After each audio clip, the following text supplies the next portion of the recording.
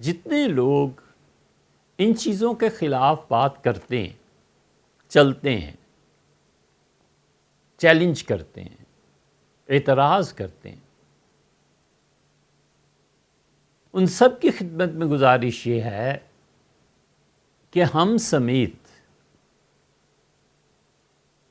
یہ ضروری ہے کہ ہم سب ادب سیکھیں، ہم سب احترام سیکھیں۔ وہ ائمہ کتنے ہی رائے میں ہمارے مخالف ہوں، اور مشرق کی کہتے ہیں اور ہم مغرب کی کہتے ہیں حنفی، اس کے باوجود ان کی توہین جائز نہیں۔ یہ دروازہ کھولنا توہین کا اور ان کا نام ایسے لینا جیسے یہ ان کے ساتھ گلی میں کھیلتے رہے ہیں، اور ان کا نام ایسے لینا جیسے ان کی کوئی وقت اور عزت اور احترام ہی نہیں تھا، تو جو لوگ یہ کر رہے ہیں ان کے بعد کی نسلیں اس سے زیادہ ان کی توہین کریں گی۔ آپ نے محاورہ سنا ہوگا کہ دادی 10 میل اور پوتی 12 میل۔ دادی کو تو پتہ ہوتا ہے اس گاؤں سے اس گاؤں تک جانا ہے، یہ سیدھا سادہ راستہ ہے، اور پوتی کبھی ادھر کبھی ادھر کبھی ادھر کبھی ادھر بھاگتی رہتی ہے، تو جب منزل پہ پہنچتے ہیں تو پوتی کے 12 میل ہو گئے ہوتے ہیں اور دادی 10 میل ہی چلی ہوتی۔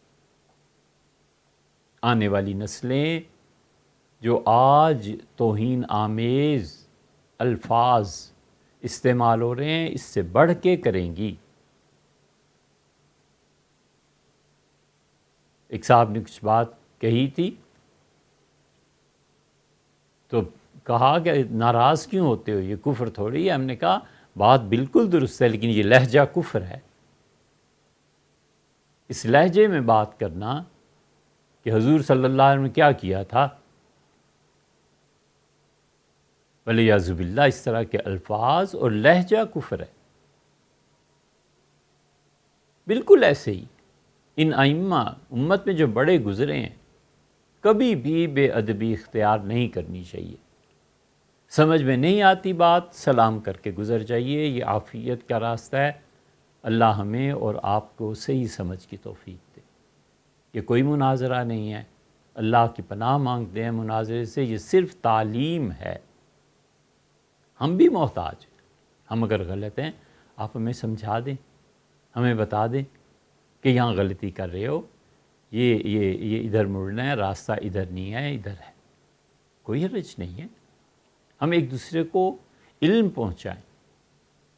یہ تھوڑا ہی ہے کہ ایک دوسرے کی عزتوں سے کھیلنے لگیں اور اپنے علاوہ باقی سب کو گمراہ کہنے لگیں۔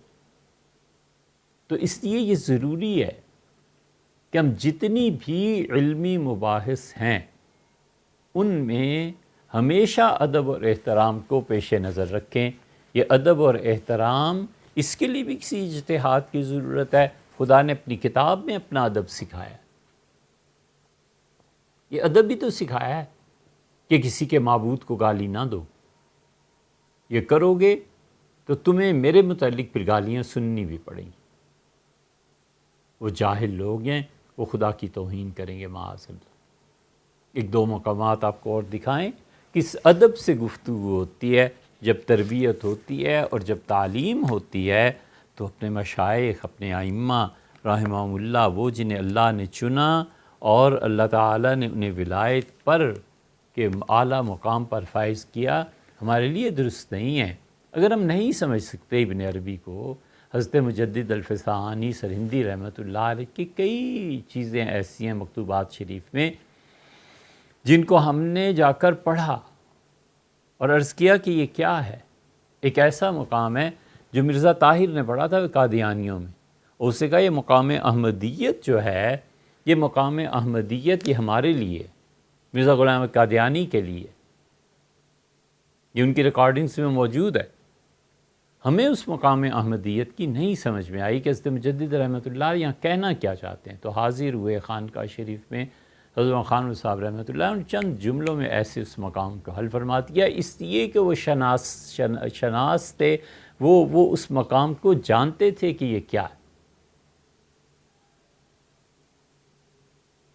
بیت اللہ میں، حرم شریف میں دو جملے ذرا سا اور کہہ دیں، ہم نے حضرت مجدد رحمۃ اللہ علیہ کی ایک تحریر پر کہا کہ حضرت یہ کیا ہے؟ حضرت رحمۃ اللہ نے فرمایا کہ کعبۃ اللہ ان لوگوں کی روحانیت سے خود فائدہ اٹھاتا ہے، یہ حضرت نے بیان کیا اور سمجھا دیا، بہرحال جو کچھ بھی فرمایا سمجھا دیا، ختم ہو گئی بات۔ اب فرض کیجئے نہ سمجھ میں آتا، کہ جیسی چیزیں نہیں سمجھ میں، ہم بھی سلام کر کے گزر جاتے ہیں کہ ہوگا کوئی مسئلہ، اللہ جانے وہ جانے، ان چیزوں پہ کوئی نجات کا دار و مدار تھوڑا ہی ہے۔ یہ بے ادبی لے ڈوبتی ہے آدمی کو، سارا علم دھرے کا دھرا رہ جاتا ہے، اور علم برباد کر دیتا ہے، اس کا غرور برباد کر دیتا ہے، اور عشق علم پر غالب ہے، محبت علم پر غالب ہے، اللہ کے ساتھ تعلق اس علم پر غالب ہے۔ قرآن کیسے ادب سکھاتا ہے؟ یہ سورہ آل عمران دیکھیں، اللہ تعالیٰ نے فرمایا کہ دعا مانگا کیجئے اور یہ کہیے کہ اللہم مالک الملک، اے پروردگار جو اس ساری کائنات کا بادشاہ ہے، تو تل ملک من تشاء، تو جس کو چاہے دنیا میں حکومت عنایت فرمائے، وتنزع الملک ممن تشاء، اور اللہ جس سے تو چاہے سربراہی کو، مملکت کو چھین دے۔ آپ دیکھ رہے ہیں یہ صنعت تقابل ہے، اللہ جس کو تو چاہے ملک دے اور جس سے چاہے چھین دے۔ دینا اور چھیننا ایک دوسرے کے اپوزٹ آ رہے ہیں نا، یہ ہر لٹریچر میں ملے گا، اردو میں بھی، فارسی، عربی، ہر جگہ ملے گا، انگلش میں بھی ملے گا، کہ ایک چیز کا ایک پہلو پھر دوسرا پہلو۔ وَتُعِزُّ مَن تَشَاء، تو جس کو چاہے عزت دے، وَتُذِلُّ مَن تَشَاء، تو جس کو چاہے ذلت دے۔ حکومت کا ملنا اور چھیننا، عزت کا دینا اور ذلت کا دینا، اللہ تیرے اختیار میں ہے۔ ایک ذرا سا آیت کریمہ کا ٹکڑا چھوڑ کے آگے چلیے، آگے بھی یہی چیز ہے، تولج اللیل فی النہار، اور اللہ تو داخل کر دیتا ہے رات کو دن میں، تو دن طویل ہو جاتا ہے جیسے آج کل۔ وَتُولِجُ النَّهَارَ فِي اللَّيْلِ، اور اے پروردگار تیری ہی ذات ہے جو دن کو داخل کر دیتی ہے رات میں، تو رات طویل ہو جاتی ہے، جیسے جون جولائی اور نومبر دسمبر، دونوں تقابل میں آ گئے نا، دن بڑا ہو گیا اور رات چھوٹی، اور رات بڑی ہوگی اور دن چھوٹا ہو گیا۔ تین چیزیں ہو گئیں۔ چوتھی چیز وَتُخْرِجُ الْحَيَّ مِنَ الْمَيِّتِ، اور اے اللہ پروردگار تیری ہی ذات ہے جو زندہ کو برآمد کرتی ہے مردہ سے۔ انڈا مردہ ہے، اس سے زندہ چوزا دنیا میں آتا ہے۔ وَتُخْرِجُ الْمَيِّتَ مِنَ الْحَيِّ، اور اللہ تیری ہی ذات ہے جو زندہ سے مردہ کو پیدا کر دیتی ہے، بچے مردہ بھی پیدا ہوتے ہیں۔ یہ سارے چاروں پیئرز آپ دیکھیں، یہ چاروں جوڑے دیکھیں، ملک دے دیتا ہے، چھین لیتا ہے، رات کو دن میں داخل کر دیتا ہے، دن کو رات میں داخل کر دیتا ہے، عزت دیتا ہے، عزت کو چھین لیتا ہے، اور زندہ سے مردہ اور مردہ سے زندہ۔ درمیان میں کہتا ہے بیدہ الخیر، خیر اللہ تیرے ہی ہاتھ میں ہے، اس کے ہاتھ میں ہونا تو بالکل ان چار پیئرز کے بعد یہ چاہیے تھا کہ یہاں آتا بیدہ الخیر والشر، اللہ خیر اور شر دونوں تیرے قبضے میں ہیں، یوں ہونا چاہیے تھا نا۔ اور یہ صحیح ترین چیز ہے، اور یہی ہمارا عقیدہ ہے کہ والخیر قدر ہی، والخیر والشر، خیر اور شر دونوں قدر ہی من اللہ تعالی، ہمارے ایمان کا حصہ ہے کہ اے پروردگار خیر اور شر دونوں تیری طرف سے ہیں۔ یہاں شر کا لفظ نہیں استعمال کیا، چار پیئرز، دو آگے دو پیچھے، اور درمیان میں جو ایک سطر ذرا سی آیت کریمہ کا ٹکڑا، وہ بیدک الخیر، شر کیوں نہیں لائے؟ مفسرین کہتے ہیں ادب سکھایا ہے کہ شر کی نسبت خالق کی طرف نہیں کرتے۔ اسی سے فقہا نے استنباط کیا، اور انہوں نے کہا کہ یہ کہنا درست ہے کہ اللہ تعالیٰ کل مخلوق کو رزق دیتا ہے، اور یہ کہنا کہ اللہ سانپوں اور بچھوؤں کو رزق دیتا ہے یہ نامناسب ہے، نہیں کہنا چاہیے، یہ ادب کے خلاف ہے، سانپ اور بچھو کی نسبت اللہ کی طرف کرنا یہ ادب کے خلاف ہے۔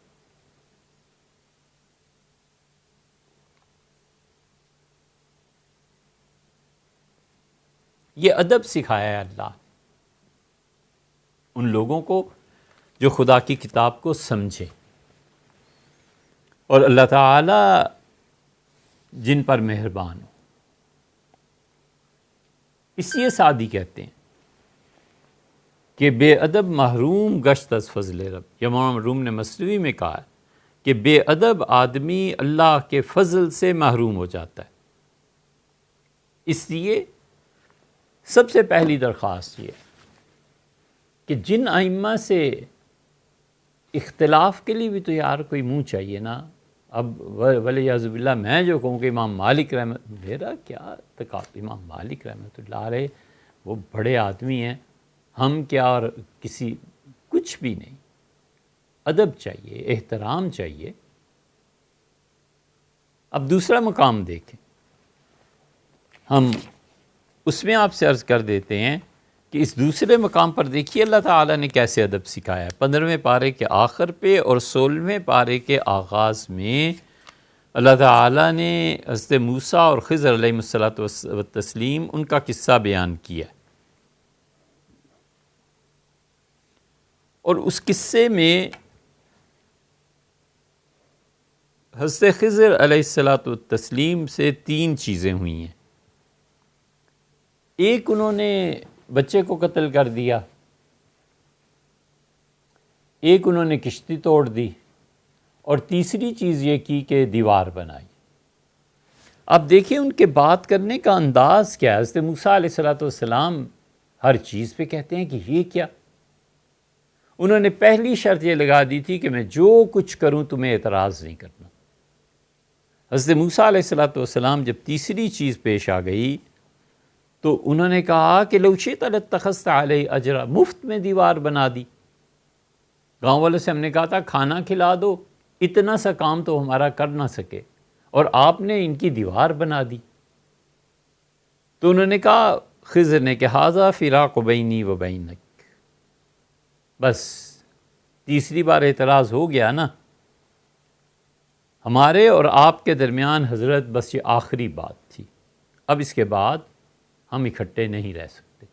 سأنبئک بتاویل ما لم تستطع علیہ صبرا، میں آپ کو بتاتا ہوں ان تمام تینوں کاموں کی حقیقت جس کو آپ برداشت نہیں کر پائے، صبر نہیں کر سکے، ٹھہرے نہیں ہیں آپ، یہ زیادہ اچھا ترجمہ ہے کہ آپ ٹھہر نہیں سکے، ان تینوں کی حقیقت میں آپ کو۔ اما السفینۃ فکانت لمساکین، وہ کشتی جو تھی وہ غریبوں کا مال تھا، اس پہ وہ سامان ڈھوتے تھے۔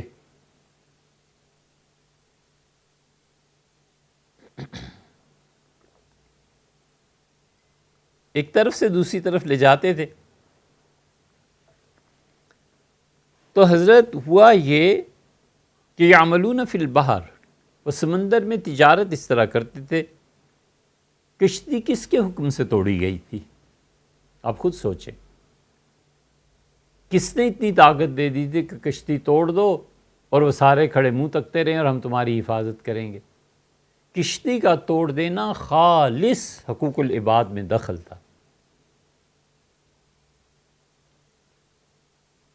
کہتے ہیں فَأَرَدْتُ أَنْ أَعِيبَهَا، میں نے یہ چاہا، میں نے یہ ارادہ کیا کہ اس کشتی کا تختہ اکھیڑ دوں یا تختے اکھیڑ دوں۔ وَكَانَ وَرَاءَهُمْ مَلِكٌ يَأْخُذُ كُلَّ سَفِينَةٍ غَصْبًا، اس لیے کہ مجھے پتہ ہے یہاں ایک بادشاہ ہے، ہر نئی کشتی کو اپنے قبضے میں لے لیتا ہے، تو میں جب اسے اکھیڑ دوں گا تو اکھڑی ہوئی کشتی پھر دوبارہ بنے گی تو وہ نئی نہیں ہوگی، وہ پرانی لگنے لگے گی یا مرمت شدہ لگنے لگے گی، اور بادشاہ اس کشتی کو نہیں لے گا۔ میں نے انہی کا بھلا سوچا ہے، میں نے توڑ دی ہے۔ نسبت کہاں ہو رہی ہے؟ اپنی طرف، اسی کے پورا نقصان ہے۔ وَأَمَّا الْغُلَامُ، اور وہ جو بچے کا معاملہ ہے، فَكَانَ أَبَوَاهُ مُؤْمِنَيْنِ، اس کے ماں اور باپ دونوں ایمان والے۔ فَخَشِينَا، سو ہمیں ڈر ہوا۔ کہاں اپنے لیے کہہ رہے تھے، کہاں صیغہ جمع کا آ گیا کہ ہم ڈرے۔ اَن يُرْهِقَهُمَا طُغْيَانًا وَكُفْرًا، کہ اپنے ماں باپ کو لے ڈوبے گا، انہیں کافر بنا کر چھوڑے گا۔ فَأَرَدْنَا أَن يُبْدِلَهُمَا، تو ہم نے ارادہ کیا کہ ہم ان ماں باپ کو ربُّهُمَا، ان کا پروردگار، خَيْرًا مِّنْهُ زَكَاءً، اس بچے سے بہتر بچہ عنایت فرمائے، وَأَقْرَبَ رُحْمًا، جو ان کے زیادہ قریب رحمت ان چیزوں میں ہو. ہم نے یہ ارادہ کر لیا. اب مسئلہ کیا ہے؟ مسئلہ یہ ہے کہ زندگی موت اللہ کے اختیار میں ہے. یہ اس بچے کو قتل کر رہے ہیں چونکہ معاملہ تعالی شانہ کا بھی ہے، ادھر بھی ہے. قتل کی اجازت ملنا کوئی آسان کام ہے؟ تو انہوں نے اس جگہ جو کچھ ہوا اسے دونوں کی طرف کیا کہ تمہارے پروردگار نے یہ اور میں یہ. لیکن جہاں خالص نقص تھا اپنی طرف منسوب کیا کہ کشتی میں نے توڑی.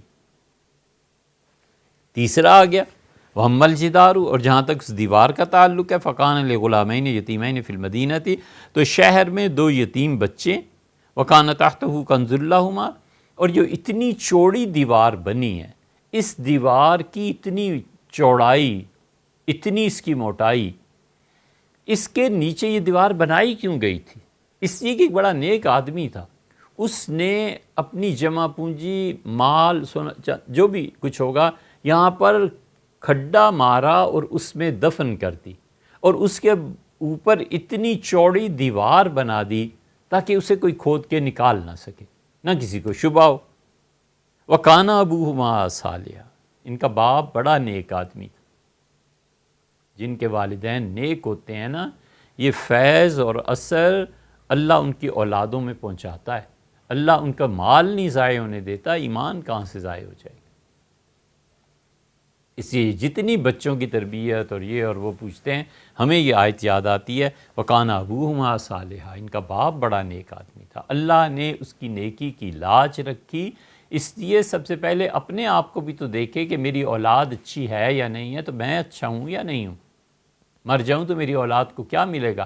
اللہ نے کہا ہم نے اس اپنے نیک بندے کے مال کی حفاظت کرنی تھی. فَأَرَادَ رَبُّكَ، تیرے پروردگار نے ارادہ کر لیا، ان یبلغا اشدہما، کہ یہ دونوں بچے جوانی طاقتور عمر کے حصے میں پہنچ جائیں. وَيَسْتَخْرِجَا كَنْزَهُمَا، اور ان دونوں کا خزانہ ہے جو ان کو ملے. رحمتًا من ربک، تیرے پروردگار کی یہ رحمت تھی کہ ان کا مال بچ گیا اور یہ سارے کام اچھے ہو گئے. یہاں دیکھا آپ نے، انہوں نے اس فعل کو، دیوار بنانے کو، بچوں کے مال کی حفاظت کو اللہ کے حوالے کر دیا کہ اللہ نے یہ ارادہ کیا. جہاں کشتی توڑنے میں کل عیب تھا اپنے ذمے لے لیا. فَأَرَدْتُ، میں نے سوچا کہ اس کشتی کو توڑ دیں. اور جہاں مال بچانا تھا، یہ سب کچھ کرنا تھا، کہتے ہیں کہ رحمتً من ربی، یہ تیرے پروردگار کا کرم ہے کہ صالح اور نیک بندوں کا. یہاں اپنا ذکر نہیں کیا بالکل. یہ ادب ہے، یہ احترام ہے پروردگار عالم کا کہ اللہ تعالیٰ کے متعلق گفتگو کیسے ہونی چاہیے، کیا بات کہنے کی ہے، کیا بات نہیں کہنے کی ہے. ہر سچ بیان کرنا ہے، اور وہ بھی بھونڈے طریقے سے کہ الفاظ کا انتخاب اور چناؤ نہ آئے. تو اس لیے سب سے پہلی بات یہ ہے، علمی دلائل اور اختلاف ہوتے رہتے ہیں، شروع سے چلے آئے، کوئی ایسی بات نہیں. حضور اقدس صلی اللہ علیہ وسلم جو معصوم عن الخطا تھے، ان کی رائے سے صحابہ کرام رضی اللہ عنہم اختلاف کرتے تھے. دو مثالیں بہت ہیں، لمبی بات ہو جائے گی. کوئی ایسی بات نہیں تھی، عقلی دلائل تھے کہ اللہ کے رسول یوں نہیں یوں کر لیں، یوں نہیں یوں کر لیں. حضور صلی اللہ علیہ وسلم نے کبھی دیکھا نہیں تھا کہ عورتیں رات کو چراغ جلایا کریں اور ساری بستی سوئی ہوئی ہو. وہ جو دعوت گناہ دیتی تھی ان کے ہاں چراغ جلتے تھے. پہلی مرتبہ جب نظر مبارک پڑی جب تبوک سے، تو فرمایا یہ کیا؟ تو اس پہ صحابہ رضی اللہ عنہ نے عرض کیا کہ اللہ کے رسول یہ ہیں خواتین جو متع کی قائل ہیں. تو رسول اللہ صلی اللہ علیہ وسلم ناراض ہوئے اس بات کہ نہ اس کے لیے حق مہر ہے، نہ ایسے. حافظ ابن حجر رحمۃ اللہ فتح الباری میں یہ ساری روایات نقل کی. رائے کا اختلاف، کسی بات پہ عرض کرنا کہ یوں نہیں یوں کر لیں، یوں نہیں، کوئی حرج نہیں، لیکن ادب ضروری ہے. کون سا گھر دنیا میں ایسا ہے جہاں بیٹے اور باپ کا اختلاف نہیں ہوتا؟ اور کون سا گھر ایسا ہے جہاں کئی مرتبہ والد بیٹے کی اور بیٹا والد کی مان جاتا ہے؟ وہ کہتے ہیں یہاں دروازہ رکھنے، وہ کہتے ہیں یہاں چھت ڈال دیں، وہ کہتا ہے یہاں واش روم اچھا رہے گا، کہتے ہیں اچھا بیٹے ایسے کر لو، جیسے تمہاری مرضی ہو وہ کر لو۔ کبھی وہ کہتے ہیں نہیں نہیں بالکل یہ نہیں کرنا۔ لیکن کیا یہ ضروری ہے کہ جہاں اختلاف ہو وہاں بے ادبی بھی کی جائے؟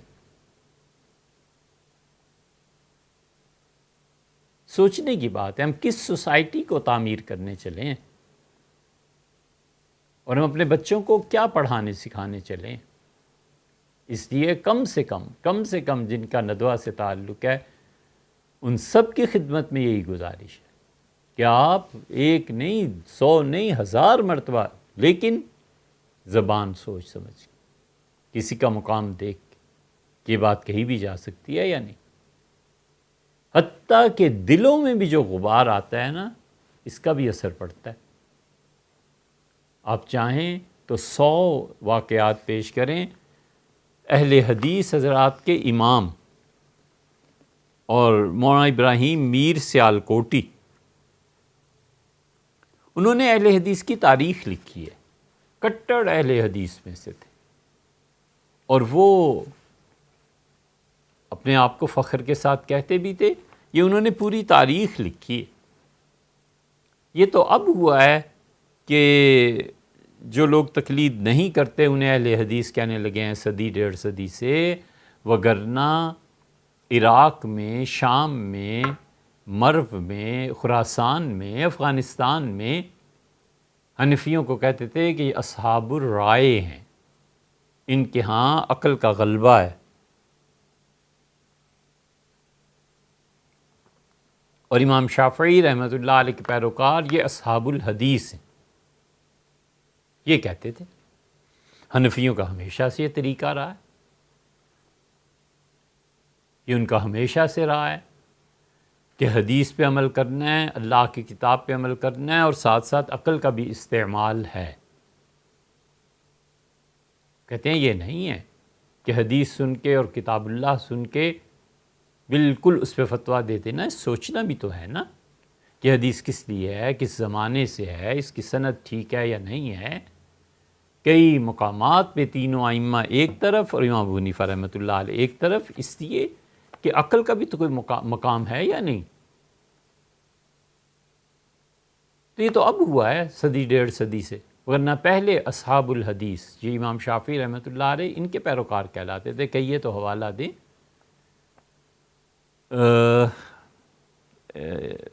یہ مسلم کے شارح امام نووی رحمۃ اللہ علیہ کی تہذیب الاحکام، تہذیب الاسماء والاحکام پڑھیے، وہاں یہ مل جائے گا۔ اہل حدیث حضرات میں سے یہ بہت بڑے درجے کے آدمی ہیں، ابراہیم میر سیالکوٹی۔ تو یہ دیکھیے انہوں نے کتاب لکھی ہے تاریخ اہل حدیث، لکھتے ہیں فیض ربانی، صفحہ 95 ہے، ہر چند کہ میں سخت گناہ گار ہوں، لیکن یہ ایمان رکھتا ہوں اور اپنے صالح اساتذہ جناب مولانا ابو عبداللہ عبید اللہ غلام حسن صاحب مرحوم سیالکوٹی اور جناب مولانا حافظ عبد المنان صاحب مرحوم محدث وزیر آبادی۔ یہ مولانا عبد المنان صاحب جو تھے، انہوں نے صحیح بخاری میں جو کچھ انور شاہ صاحب رحمۃ اللہ نے لکھا ہے اس کے متعلق بھی چیزیں تحریر فرمائی ہیں، اور حدیث میں بڑا مقام تھا، بہت بڑے محدث تھے۔ اور مولانا عبد المنان صاحب مرحوم، آپ کسی اہل حدیث سے پوچھیں، وزیر آبادی حافظ صاحب، اللہ تعالیٰ ان کی قبر کو نور سے بھرے، بہت بہت خدمت کی انہوں نے، کی صحبت و تلقین سے یہ بات یقین کے رتبے تک پہنچی ہے کہ بزرگان دین خصوصاً حضرات ائمہ متبوعین سے حسن عقیدت نزول برکات کا ذریعہ ہے۔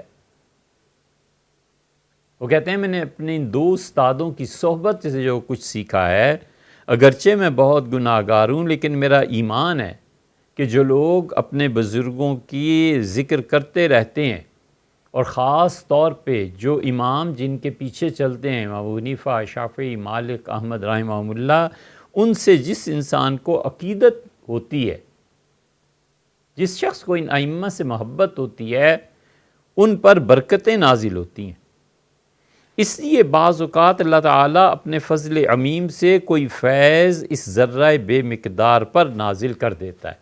یعنی میں جو ائمہ سے عقیدت رکھتا ہوں تو خدا کا فضل، خدا کی طرف سے ہدایت کا نور، خدا کی طرف سے برکتیں مجھے اپنے اندر بھی کبھی کبھی محسوس ہوتی ہیں، ان ائمہ کی بدولت، ان کی محبت کی بدولت۔ ایک وہ بھی اہل حدیث ہیں جو امام صاحب رحمۃ اللہ علیہ کو گالیاں دیتے ہیں ولیعذ باللہ، اور ایک یہ بھی ہیں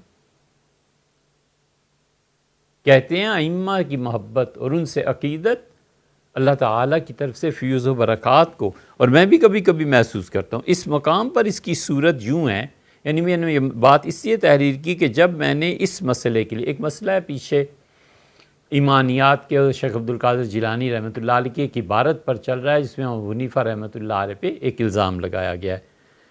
میں نے اس مسئلے کے لیے کتب متعلقہ الماری سے نکالیں اور حضرت امام ابو حنیفہ رحمۃ اللہ علیہ کے متعلق تحقیقات شروع کی تو مختلف کتب کی ورق گردانی سے میرے دل پر غبار آ گیا۔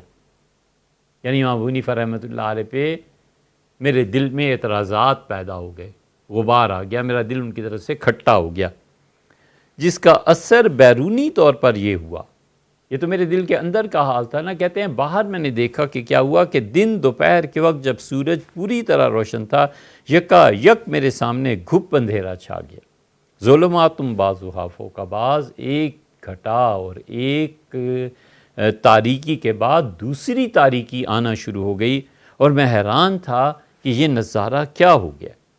اللہ تعالیٰ نے میرے دل میں ڈالا کہ حضرت امام ابو حنیفہ رحمۃ اللہ علیہ سے جو بدگمانی، بدظنی، اس کا یہ نتیجہ ہے، اس سے استغفار کرو۔ میں نے کلمات استغفار دہرانے شروع کیے، وہ اندھیرے فوراً کافور ہو گئے اور ان کے بجائے ایسا نور چمکا کہ اس نے دوپہر کی روشنی کو مات کر دیا۔ یہ دل میں ان کے نور ظاہر ہوا نا، سورج کی روشنی ماند پڑ گئی، استغفار کیا۔ یہ امام ابو حنیفہ رحمۃ اللہ علیہ سے بدگمانی کا نتیجہ ہے۔ اس لیے ہماری درخواست کہ حضرت علمی اختلاف اپنی جگہ پہ ہوتا رہتا ہے، کوئی نہیں، لیکن کبھی یہ بے ادبی کا دروازہ نہ کھولے۔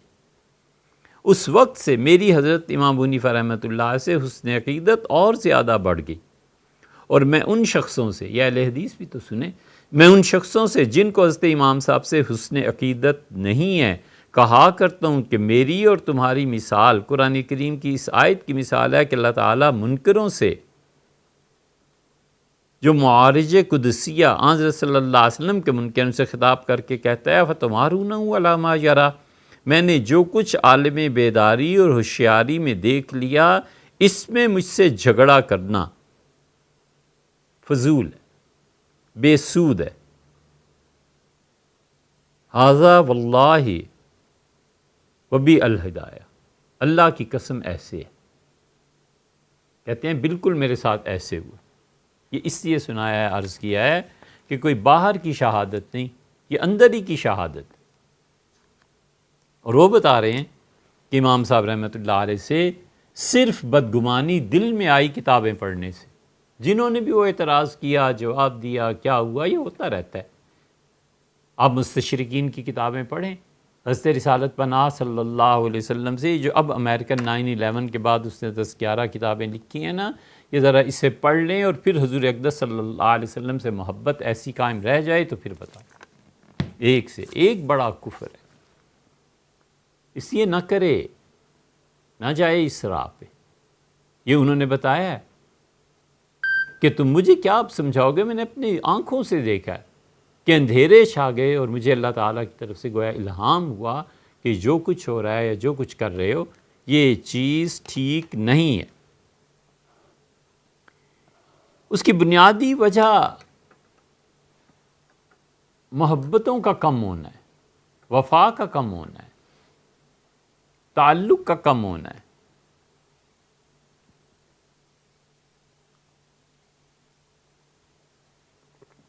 اپنے علم اور اپنی ذات کا زوم ہے۔ حضرت قاسم نانوتوی رحمۃ اللہ علیہ کہتے تھے کہ علم نے دھبا لگا دیا، ورنہ دنیا میں چڑیا کا گھونسلہ ملتا، قاسم کا ذکر بھی نہ ملتا۔ کہ ان کی شان تھی جن سے اللہ تعالیٰ نے دارالعلوم دیوبند کو بنوایا، لیکن یہ لوگ اتنے مٹے ہوئے تھے۔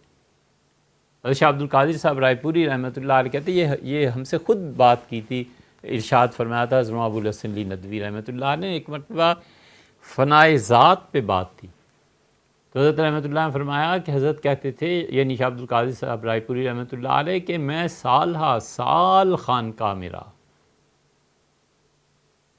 شاہ عبد الرحیم صاحب رحمۃ اللہ علیہ کے ساتھ ساری زندگی خادموں کی طرح بسر کی، کبھی اتنے سالوں میں ایک جملہ ایسا نہیں سنا جس سے اپنی تعریف ثابت ہوتی ہو، اپنی شخصیت کا اظہار ہوتا ہو، کچھ نہیں۔